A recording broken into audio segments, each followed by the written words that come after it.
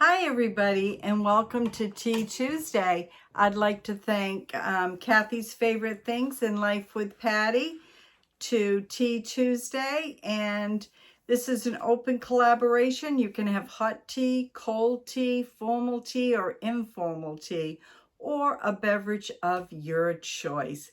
I'll put everything down in the description box, and if you'd like to join in, we'd love to have you. And go check out all the other ladies that are participating in Tea Tuesday. So as you all know, one more thing. The tea of my choice is Gifted. Sorry, looking for ticks. I've been outside.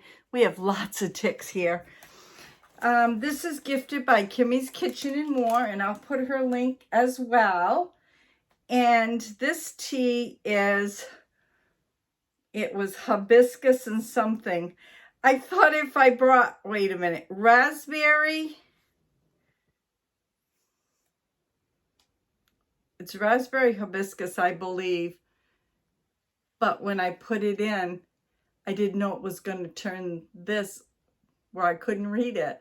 But this is Gifted by Kimmie. And I'm going to use this tea bag for something else because I'm going to dye something. We'll see if it's going to come out. And if it is, you'll hear about it. No, actually you won't. I'm going to be making a gnome, and I'm going to do the gnome's nose in the tea to make it rosy. But this is the beautiful tea. Raspberry hibiscus, I think it is. This is from Kimmie's Kitchen and More. And let me tell you, it smells wonderful. It doesn't taste bad. I can taste a hint of raspberry. The hibiscus I'm not real sure of. I think I'd like a little bit of flavoring, but I'm not sure if it would be honey or stevia. I'm not sure. This is a little warm and I like my tea cold, but it's still very good. Thank you very much. There you go. Cheers. Salute. Okay. Salute everybody. Don't be silly, Mr. Twiddle. Let's get going. Oh my, what are we up to today? I think we may have 2, maybe 3 more weeks if I can weed it out. We only have this much left. All depends. Let's see where things are going to take us. Mr. Twiddle's meat pie. Oh, what happened to the trip they were going on? They found their tickets.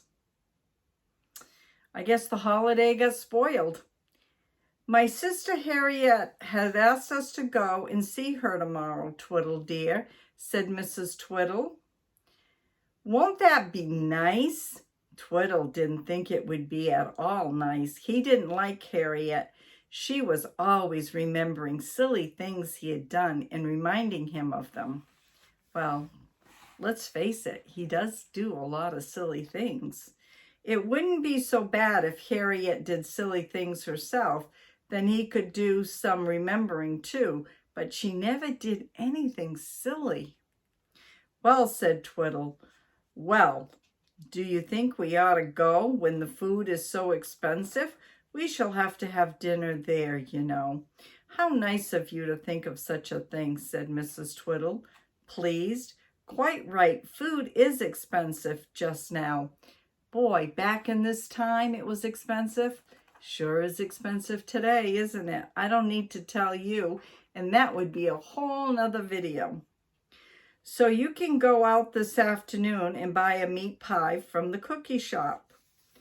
You won't have to stand in line for that for an hour, I wouldn't think. I picked dandelions for my Monday video. I'll decide to put one in my hair. Oh, forget my hair. We got to get back to Mr. Twiddle. Lines for meat. You're not going to see no lines here for meat unless it's a really good deal. Twiddle wished he hadn't said anything about food or dinner. Now he would have to take a basket, go out in the rain, hope the meat pie wouldn't be all sold by the time he got his turn. but he had to go. Put on your mac and your galoshes, said Mrs. Twiddle, and take an umbrella. And remember to put it up. Oh, I can see Mr. Twiddle not putting it up. Last time you went out in the rain with your umbrella, you forgot to put it up. All right, said Twiddle. He put on his mac and galoshes, took his umbrella in a basket, and out he walked. He didn't have to stand very long in the line after all, and he got a fine big meat pie, piping hot, smelling most delicious. He felt quite pleased with himself. When he got home, Mrs. Twiddle, who was upstairs, shouted down to him, "Stand your umbrella in the porch outside to dry. Put your galoshes in the boot cupboard and put the meat pie in the larder." Oh no, let's hope the cat's not gonna come. Well, Mr. Twiddle put all the things away, but unfortunately he made a little mistake. He stood his umbrella in the porch outside all right, but he was rather dreamy when he took his galoshes off and he put them in the shelf in the larder instead in the boot cupboard. Then he put the meat pie into the boot cupboard and shut the door. He whistled a little tune, went into the kitchen, sat down, took up the newspaper. Now perhaps he could have a little rest. Mrs. Twiddle hurried down, poked the fire, found her knitting, and sat down, too.